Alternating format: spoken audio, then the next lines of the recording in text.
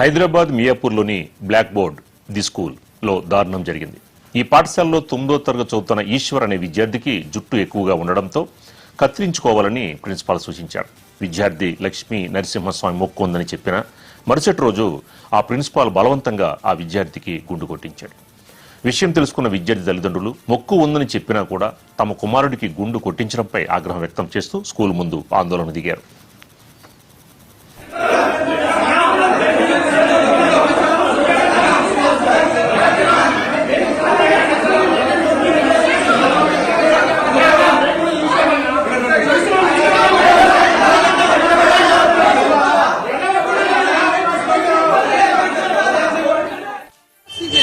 ఐదో క్లాస్ నుండి వేసిన నేను. ఏ స్కూల్ అమ్మా?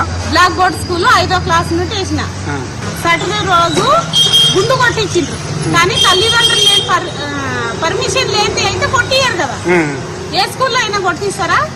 మా ఎంటికలు మాకు కావాలి, మా అబ్బాయి ఎంటికలు మాకు కావాలి. మాకు మొక్కు ఉంది, ఆ మొక్కు పడి మేము తీర్చుకోవాలని నేను అబ్బాయికి కూడా చెప్పిన. వద్దు నాయన కటింగ్ అని చెప్పిన. నేను ఆగిండు, కానీ పర్మిషన్ ఇవ్వాలి కదా. వాళ్ళు పర్మిషన్ అన్న ఇవ్వాలి, లేకుంటే నాకు కాల్ చేయాల్సి ఉండే. అసలు కాల్ చేయలేదు, ఏం చేయలేదు నాకు. ఇదైతే నేను ఒప్పుకుంటా. ఇప్పుడు వాళ్ళు ఎట్లా గుండు కొట్టించి నా అబ్బాయికి ఎంటికలు ఎట్లున్నాయో అట్లా కావాలి. ఎంటికలు తెచ్చి వాళ్ళు ఎట్లా చేస్తారో మా ఎంటికలు మాకు ఇప్పియాలి.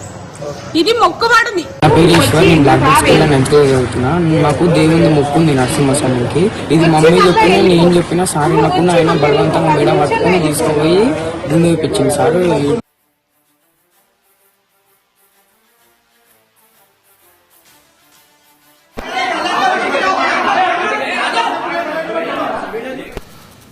రాజమహేంద్రం